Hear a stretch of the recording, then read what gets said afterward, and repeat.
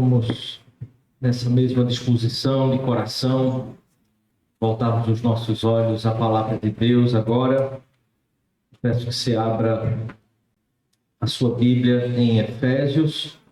Eu quero ler com você capítulo 2, apenas o versículo 19, e então você deixa já aberto também em Efésios capítulo 3. Nós vamos ler do 14 ao 19. Então, capítulo 2, versículo 19, e capítulo 3, do versículo 14 ao 19.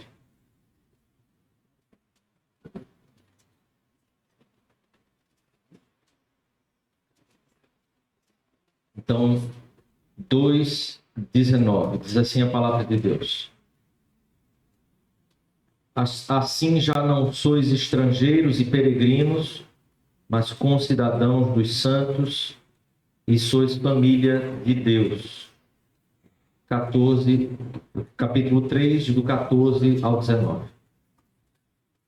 Por esta causa me ponho de joelhos diante do Pai, de quem toma nome toda a família, tanto no céu como sobre a terra, para que, segundo a riqueza da sua glória, os conceda que sejais fortalecidos com poder, mediante o seu Espírito no homem interior.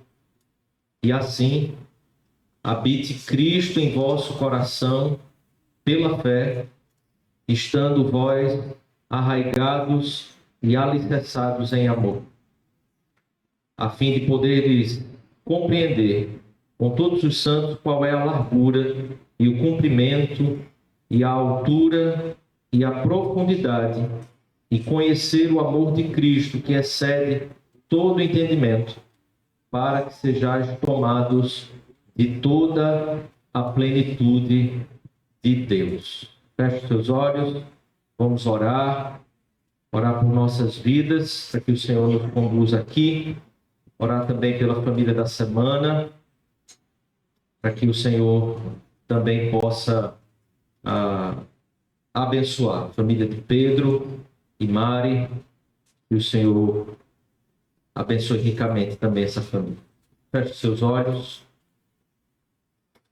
Senhor, estamos diante da Tua palavra, aqui lida, e clamamos que o Senhor aqui nos instrua também o coração, nos ilumine os olhos, para compreendermos e podermos absorver, Pai, e aplicar a Tua palavra às nossas vidas. Em nome de Jesus, estende Tua boa mão sobre a família, sobre a casa de Pedro e Mari, que o Senhor seja gracioso com os irmãos, os fortaleça e dê a graça, Senhor, de que eles possam também ser tomados de toda a plenitude do Senhor. E assim rogamos por nós, igualmente, pois somos todos carentes aqui, que o Senhor se manifeste a nós e nos aperfeiçoe para a Tua própria glória. Em nome, por amor de Jesus. Amém, Senhor. Amém. Queridos, me permita lembrar aqui que nós estamos na segunda parte dessa nossa série de sermões aqui no texto de Efésios. Essa segunda parte, nós nos propomos a tratar sobre essa natureza multiforme da igreja, e eu quero recobrar a sua memória que no quarto sermão nós tratamos sobre a igreja, vimos como Paulo trata a igreja como um corpo vivo de Cristo. Depois vimos então como Paulo trata a igreja como templo do Espírito Santo, e nós estamos percebendo então aí essa multiforme natureza da igreja. E agora, hoje, queria pensar e tratar com você aqui, expor como o apóstolo Paulo trata então aqui a igreja como família de Deus. Então, a igreja é corpo vivo de Cristo no mundo, a igreja é esse templo do Espírito Santo. Vimos que Deus não apenas escolhe um povo para si, mas Ele habita no povo que Ele escolhe para si. E então, agora estamos lendo a palavra de Deus, afirmando essa natureza da igreja, que ela é família de Deus. Há algo muito humano, ou profundamente humano, que é o desejo de pertencer, o desejo de fazer parte, de se sentir pertencente a algo. E isso é parte daquilo que forma a nossa própria identidade. Um aspecto importante sobre isso é que, apesar de todo ser humano ter esse profundo desejo de se sentir pertencente a algo, nós estamos, ao mesmo tempo, em uma sociedade de profundo deslocamento emocional, uma sociedade em que as pessoas sofrem de uma solidão radical, muitas vezes, e em decorrência de tudo isso, identidades completamente fragmentadas. Embora sejamos esses que desejam pertencer, somos também aqueles que estamos deslocados muitas vezes, estamos em solidão e estamos muitas vezes não conhecendo a nós mesmos. Aquilo que apresentamos muitas vezes não é exatamente a pessoa que nós mesmos reconhecemos em nós. Nós estamos buscando e vivendo numa sociedade em que esse desejo de pertencimento, essa busca de pertencimento, tem se desenvolvido e entrado em uma atividade em que nós estamos sempre buscando esse pertencimento em grupos sociais e até mesmo virtuais, sociedades, redes sociais, porque exatamente por causa do nosso deslocamento emocional, por causa da nossa solidão, que vai se perpetuando e se tornando parte da nossa própria identidade. Então, estamos tentando buscar esse pertencimento, muitas vezes em ideologia, uma forma de ver o mundo, de descrever as coisas, mas também tentamos nos sentir aceitos pelo nosso desempenho. E muitas vezes, mesmo dentro da igreja, mesmo nas relações que temos na igreja, a nossa aceitação, ela se apoia muito no nosso desempenho, ou até no desempenho que o outro tem para conosco. E é uma busca em cima de coisas, ou apoiado em coisas que são completamente instáveis, passageiras. Enquanto lemos a palavra de Deus, se você voltar ao versículo 19 do capítulo 2, nós temos então aqui, escute bem isso, o apóstolo Paulo dizendo: vocês não são mais estrangeiros, vocês não são peregrinos, mas vocês são concidadãos dos santos, são família de Deus. Observe que ele parte da cidadania, desse apoio e dessa percepção que nós temos agora em ser parte de algo que tem direito, que tem dever, que possui leis, mas mais do que isso, ele avança para afirmar que nós somos família de Deus. Imagine você sendo um refugiado em uma pátria que você não tem direito, que você não tem identidade legal, não possui segurança, em que você simplesmente sabe que ali você está só. E então, de repente, você recebe a sua cidadania plena, mas mais do que isso, mais do que receber direitos, mais do que receber cidadania plena, você recebeu um novo nome, você recebeu uma nova família. E isso ainda é muito pouco para descrever aquilo que a palavra de Deus nos afirma. Então aqui o apóstolo Paulo desenvolve isso no capítulo 3, sobre aquilo que o Senhor fez com a nossa própria vida.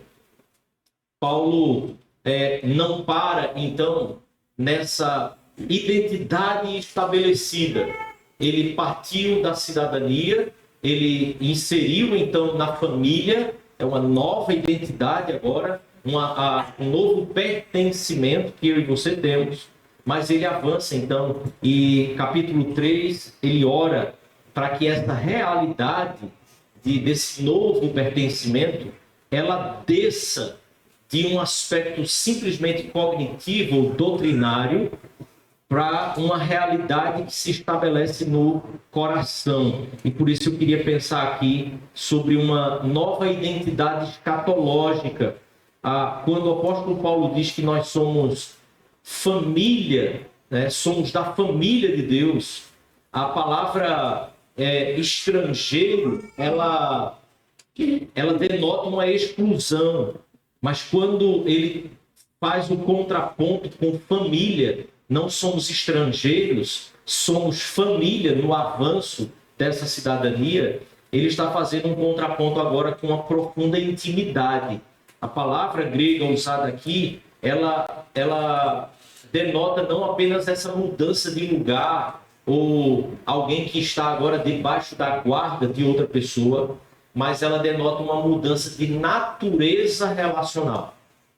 Quando o apóstolo Paulo diz que deixamos de ser estrangeiros e agora somos família de Deus, ele está apontando para essa natureza agora da relação que eu e você temos com Deus Pai, com o Senhor Jesus Cristo.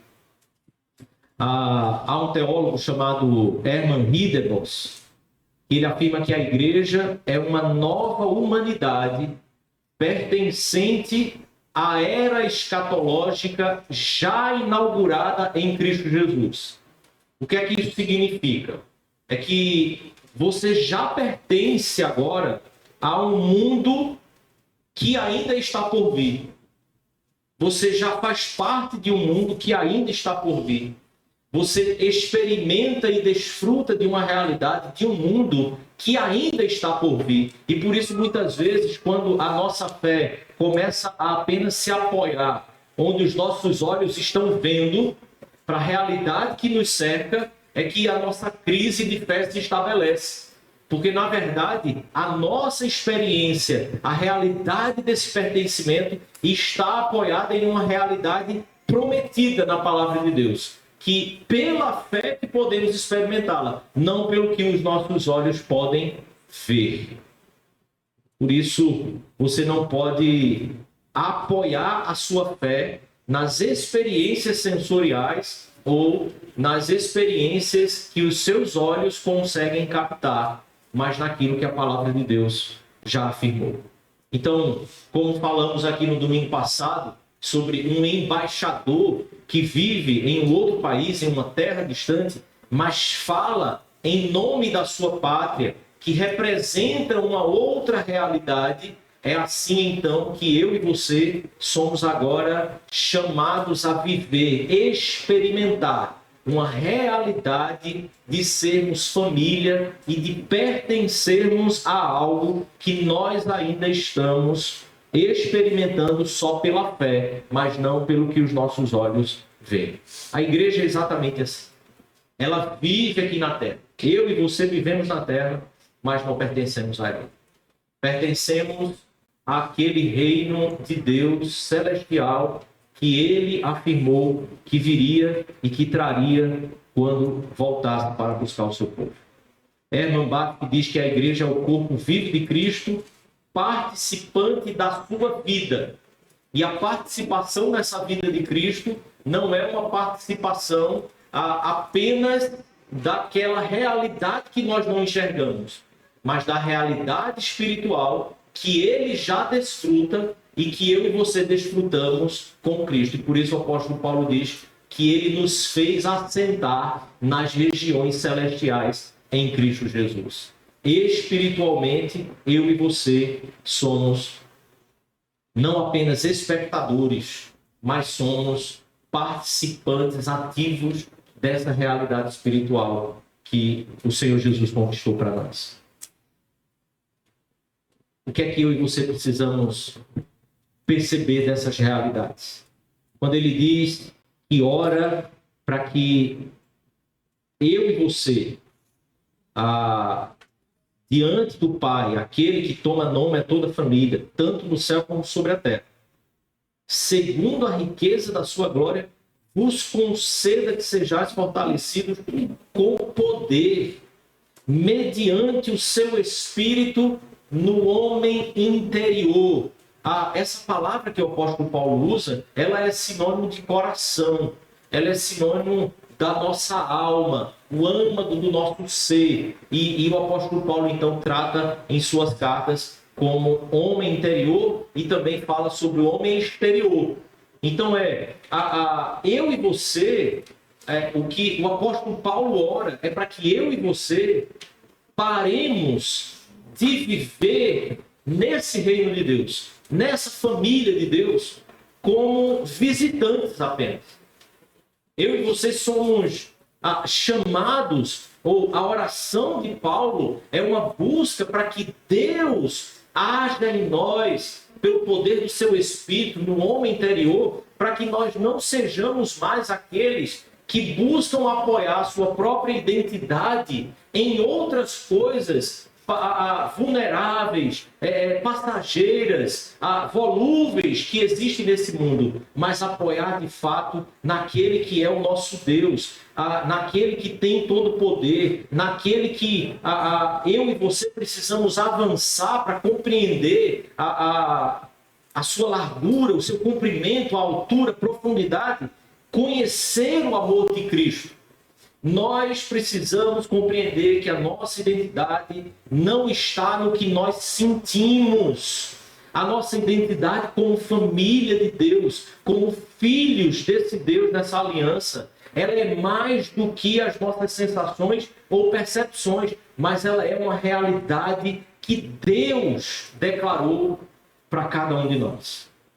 Como igreja, nós precisamos compreender que nós não somos um ajuntamento casual ou um ajuntamento com base na nossa conveniência. A família que Deus inaugurou aqui, essa família escatológica, ela é exatamente a família de Deus visível para o mundo. Eu e você precisamos lidar com a igreja do Senhor como essa nova família em que nós fomos inseridos. E como toda família, ela é regida por suas regras, por seus preceitos, por verdades que fundamentam e conduzem a vida de cada um no meio daquela nova humanidade, nova sociedade que o Senhor criou em Cristo Jesus.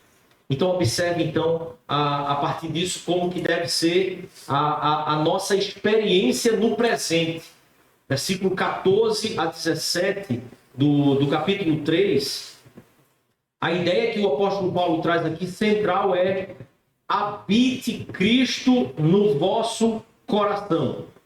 A ideia aqui é essa residência permanente que Cristo já tornou real espiritualmente. Então, a oração de Paulo é para que ele habite em vosso coração pela fé. E então ele desenvolve, versículo 17: estando vós arraigados e alicerçados em amor. É a realidade dessa habitação presente, real, de Cristo Jesus, sendo experimentada de uma forma em que o amor de Cristo é aquilo que nos arraiga e nos alicerça, a fim de poderes compreender com todos os santos. Observe, a experiência da habitação de Cristo sendo desenvolvida no amor de Cristo em nós. Veja, aqui a referência não é o amor que temos de um para com os outros, mas é o amor de Cristo em nós. Então esse amor de Cristo é o que nos arraiga, nos alicerça, e então essa habitação de Cristo se torna algo que nos conduz a uma compreensão com todos os santos então, dessa realidade plena de Cristo Jesus. E Paulo descreve aqui dizendo da largura, do comprimento, da altura, da profundidade, e conhecer o amor de Cristo. Então, a diferença entre alguém que visita uma casa e alguém que mora em uma casa, e a realidade que Paulo traz aqui não confunda na tradução do "e assim habite Cristo" como um desejo de Cristo vir habitar alguém que não habita em você, mas tendo habitado em você, essa habitação seja experimentada de forma a que nós sejamos arraigados e alicerçados. É que essa habitação de Cristo, ela reflete o governo dele, a posse que ele tem. Ele transforma este ambiente que ele veio habitar. Ele não é alguém que visita, ele não é um hóspede, ele é o Senhor dessa habitação. Ele conduz essa habitação. Cristo habita em seu povo de forma real e de forma eficaz, mediante a atuação do seu Espírito Santo. Então, o apóstolo Paulo diz, mediante o seu Espírito no homem interior. Então, esse Espírito no nosso interior, no nosso coração, desenvolvendo-se então nesta habitação de Cristo pela fé, estando vós arraigados e alicerçados em amor. O que Paulo diz é que é necessária essa experiência, é necessária essa busca, não apenas a conversão da percepção, em entender que a nossa identidade se apoia, que o nosso pertencimento é à igreja, é à família de Deus, mas não apenas essa conversão, desenvolver essa experimentação da igreja do Senhor como uma nova família escatológica inaugurada em Cristo Jesus. Desenvolver a realidade de igreja, experimentar essa realidade da igreja, é exatamente o problema de muitos crentes. Porque Cristo está neles, mas parece que eles não desfrutam de Cristo na sua plenitude, por não desfrutar da plenitude do corpo de Cristo.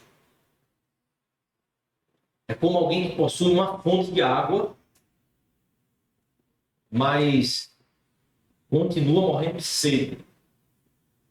Não porque falte água na fonte, mas porque busca água em outras cisternas. É uma falta de acesso a essa água de forma consciente ou ignorante, no mínimo que seja. Eu preciso fazer perguntas ao seu coração. Como você tem cultivado essa comunhão pessoal com Cristo? Como você tem vivido a fé em Cristo Jesus?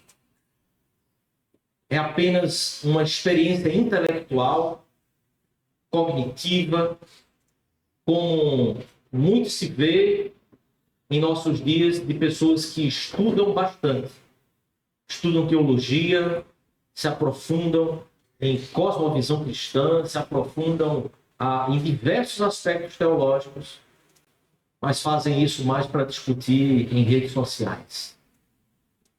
As redes sociais estão abarrotadas de pessoas que possuem muito conteúdo.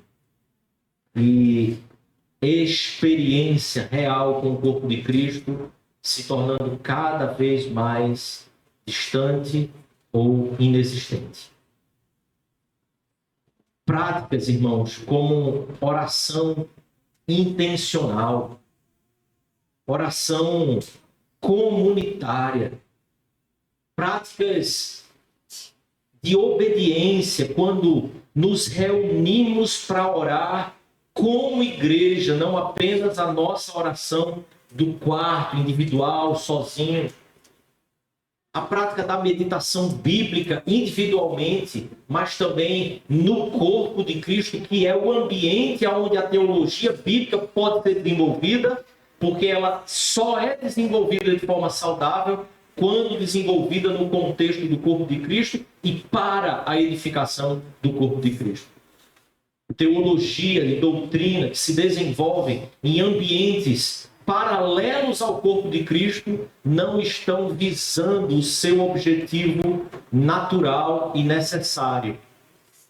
Visa apenas desejos arrogantes de corações que adoram vomitar muito conhecimento, mas têm pouquíssima experiência com a realidade da família de Deus. Igrejas podem ter liturgias, igrejas podem ter estruturas, igrejas podem ter doutrina profunda e ainda assim carecer profundamente da presença manifesta de Cristo, quando eu e você nos esquecemos de que é no ambiente desta família que todo conhecimento deve ser, toda compreensão deve ser alcançada. E ela é alcançada pela experimentação da habitação de Cristo em nosso meio. Sem a habitação de Cristo, como uma experiência real e viva em cada um de nós, tudo vai virar mera formalidade. Estrutura, experiências externas, beleza estética, mas realidade no homem interior cada vez mais fugindo. Versículo 17 a 19, quando o apóstolo Paulo então diz de sermos tomados de toda a plenitude de Deus, a ideia aqui do pleroma, da palavra grega, que é dessa completude espiritual, é uma ideia de que essa amplitude de Deus em nós é uma realidade pertencente exatamente a essa escatologia inaugurada. Teremos uma plenitude de Deus quando Ele voltar e nós estivermos unidos a Ele. Mas o que o apóstolo Paulo diz, então, é que o nosso caminho aqui é um caminho em que vai se tornando cada vez mais pleno dele. Progressivamente vamos nos tornando pleno dele. E esse paradoxo aparente aqui, de que nós já somos cheios, mas ainda estamos sendo cheios do seu Espírito. Já somos habitação, mas estamos nos tornando cada vez mais habitação.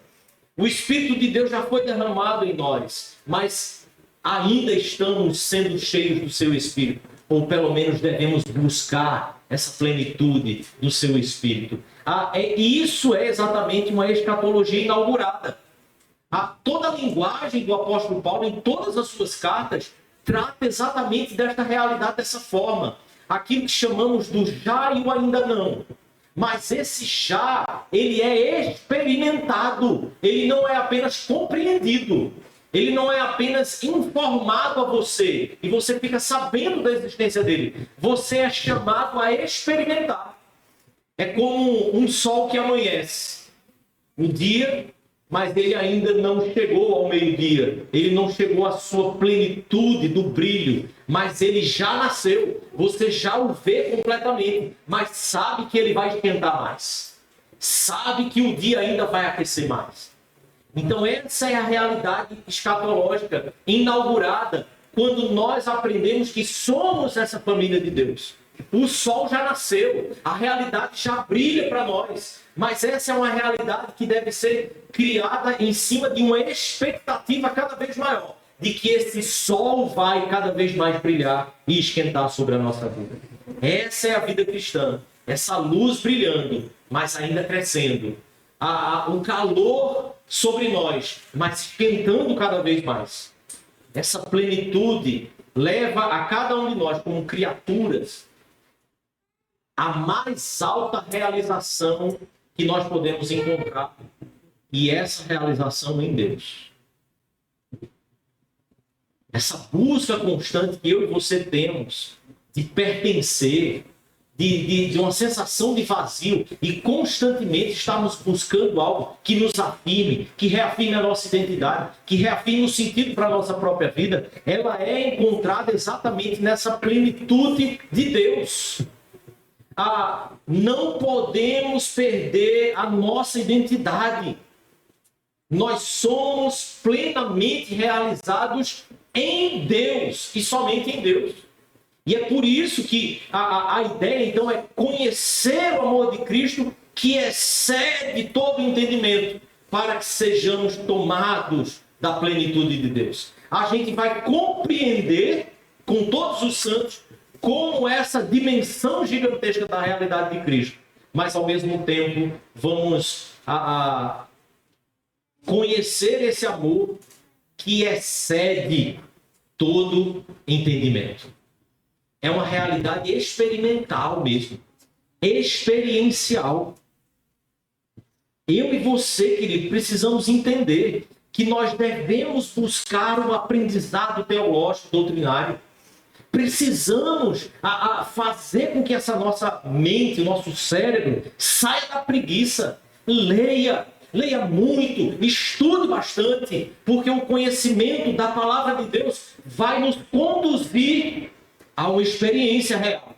Mas, acima de tudo, vamos cada vez mais compreender que essa dimensão do amor de Cristo é algo que é muito mais vivido pelo seu povo do que simplesmente compreendido. Nós não teremos capacidade para compreender essa dimensão real, mas somos dotados pela sua justiça para que não sejamos esmagados por essa glória e essa grandeza e possamos realmente experimentá-la. E isso não é só para o futuro, isso é para o seu dia, isso é para a sua vida hoje.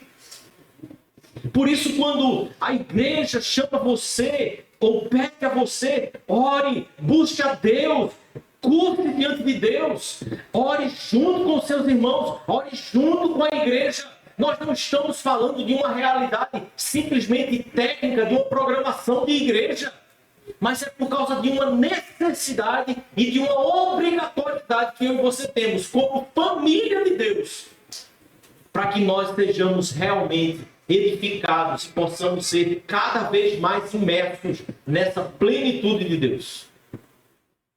John Owen diz que essa comunhão com Deus é a única satisfação que a nossa alma realmente quer e encontra.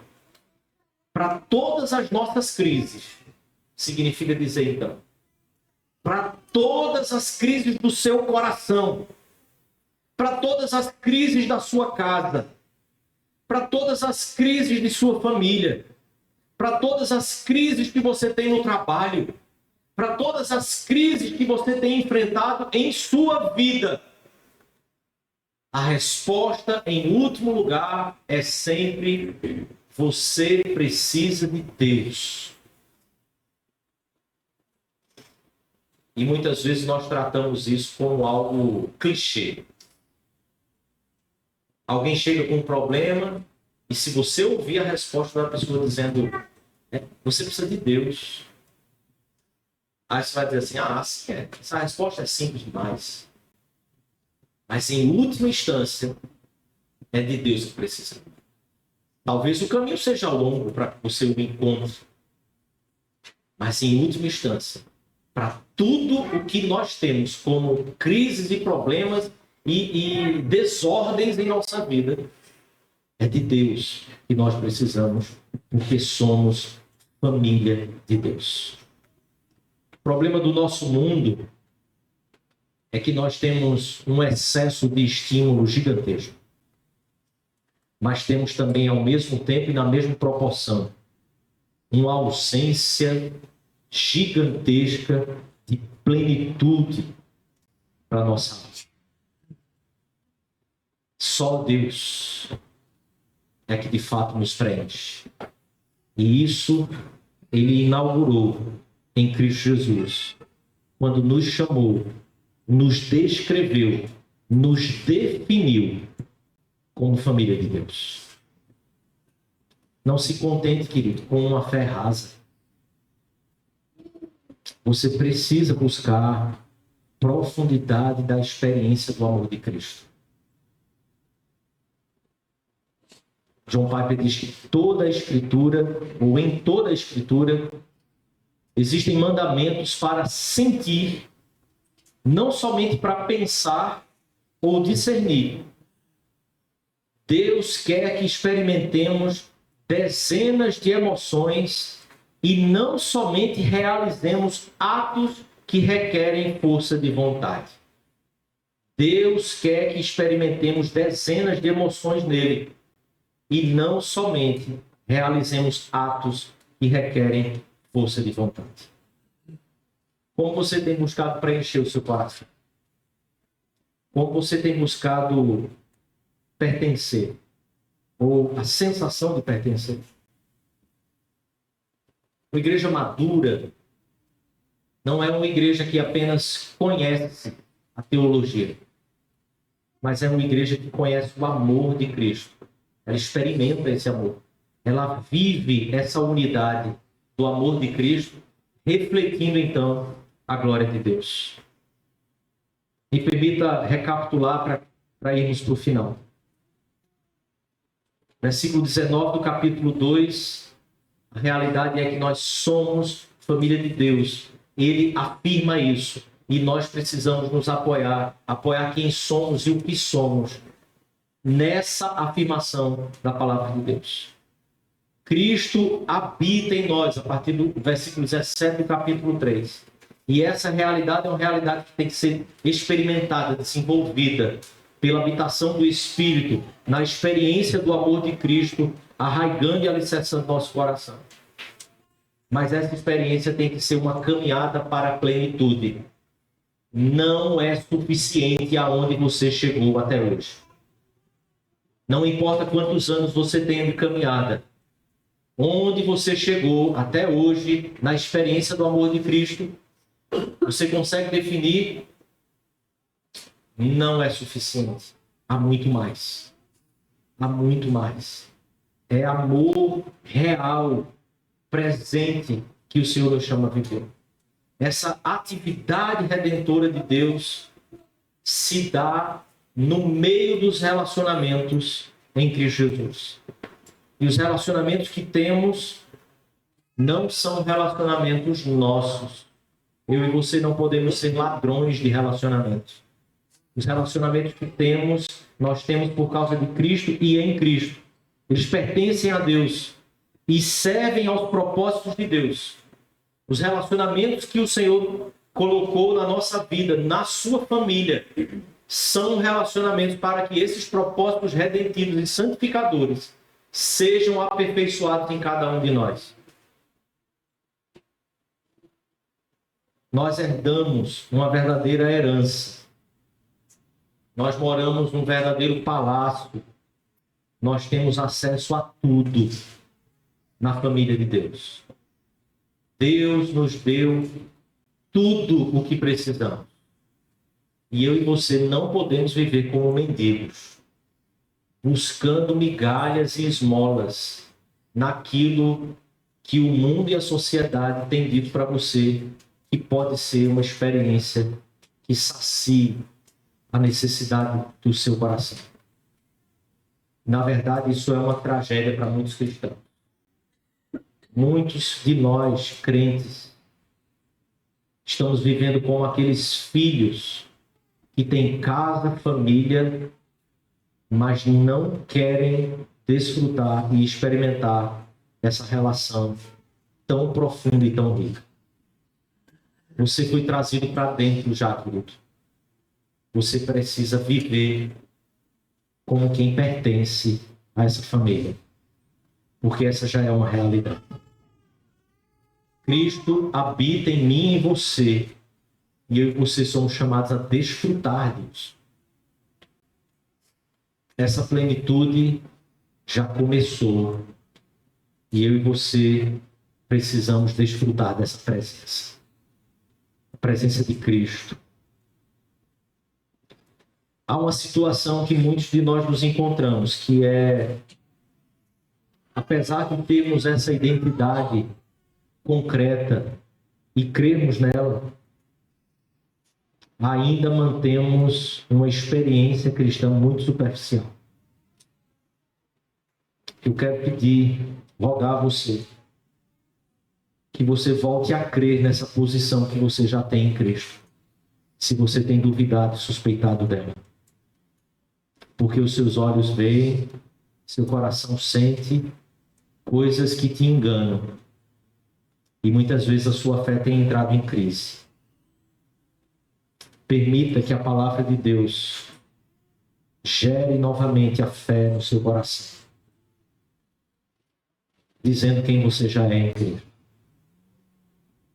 dizendo aquilo que o Senhor já conquistou para você. Por isso eu quero chamar você primeiro a confessar diante de Deus que o seu coração tem de fato se sentido assim, sem pertencer, sem ser parte.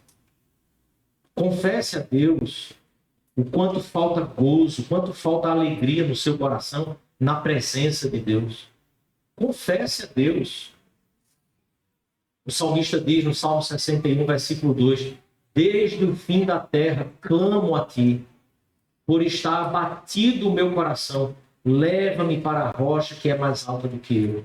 Querido, essa realidade do nosso coração, encontrando satisfação e plenitude de Deus, alegria e gozo na presença do Senhor, é um milagre que o Senhor pode fazer em nós, e somente Ele pode fazer em nós. Eu e você precisamos clamar: Senhor Jesus, leva-me para essa rocha que é mais alta do que eu. Eu não tenho essas forças, eu não tenho essa condição. Você precisa buscar essa comunhão de forma consciente. E ela começa com dobrar os joelhos. Mas segundo, faça a sua oração de forma sincera, para que Deus restaure essa alegria. E não apenas a alegria da obediência nele. A alegria de obedecer quando entendemos que somos parte dessa família. E então vamos viver como essa família de fato requer de nós. Mas é o Senhor que precisa mover o nosso coração. E é você que precisa clamar ao Senhor pelo seu coração. Porque o nome disso é vivificação, é avivamento. Eu e você precisamos clamar de forma honesta, dizendo a Deus: Deus, meu coração tem estado abatido, e é o Senhor que pode me levar para um nível mais alto. É o Senhor que pode me levar para uma experiência mais profunda contigo, na realidade da tua palavra e de pertencer à tua família. Em terceiro e último lugar, depois de confessar, orar sinceramente, prossiga,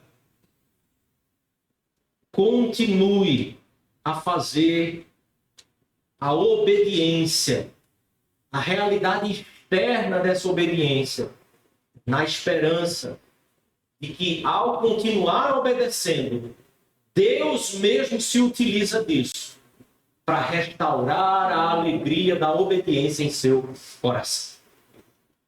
Quando entendemos que precisamos pastorear uns aos outros, quando entendemos que precisamos participar integralmente da vida desta família, clamar a Deus para que essas coisas, ao serem feitas e obedecidas, elas também sejam utilizadas por Deus como instrumento de Deus para avivar, para reanimar o nosso próprio coração.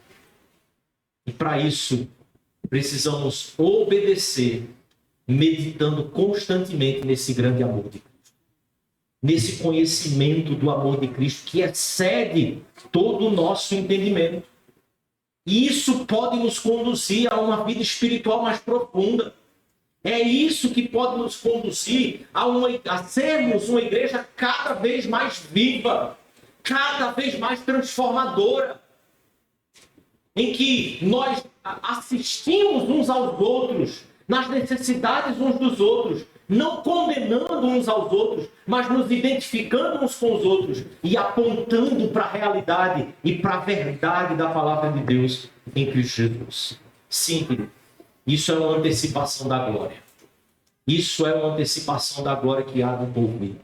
No porvir, nós não seremos atrapalhados por nossas agendas, por nossos trabalhos. Nós não seremos atrapalhados, não porque as agendas e o trabalho são um problema, mas somos atrapalhados por ela por causa do pecado que habita em nosso coração. Porque no porvir, nós continuaremos a ter agenda e continuaremos a ter trabalho. Ou você imagina o céu como daquela novela A Viagem? Um bando de vagabundos sem ter nada para fazer, vestido de branco, num gramado verde. Você acha que aquilo é o projeto de Deus? Quando Ele nos criou para desenvolvermos as capacidades que nós herdamos dele mesmo. O que nos atrapalha nessa experiência não é o muito trabalho que temos, mas o muito pecado que habita em nós. Eu e você precisamos orar seriamente sobre isso. Confessar. Buscar intencionalmente. Orar seriamente para que Deus restaure essa alegria da comunhão com Cristo, que faz com que cada vez mais todo o nosso pecado seja extirpado e deixe de nos atrapalhar em direção àquilo que nós realmente ansiamos em nosso coração. Feche seus olhos. Eu quero orar com você. Agora que vamos participar da mesa do Senhor, essa mesa da comunhão, essa mesa que expressa para nós de forma sacramental essa realidade invisível, mas real e concreta que eu e você podemos experimentar em Cristo Jesus. Senhor, nosso Deus e Pai, fortalece-nos no homem interior, que Cristo habite ricamente em nossos corações. Nos conduz, Pai, nessa experiência real e viva, para que possamos compreender o Teu amor, que excede todo entendimento, Senhor. Leva-nos, Pai, como indivíduos, como igreja, como família do Senhor. Leva-nos à Tua plenitude, para a glória do Teu nome, Pai. Em nome do Teu Filho Jesus. Amém, Deus.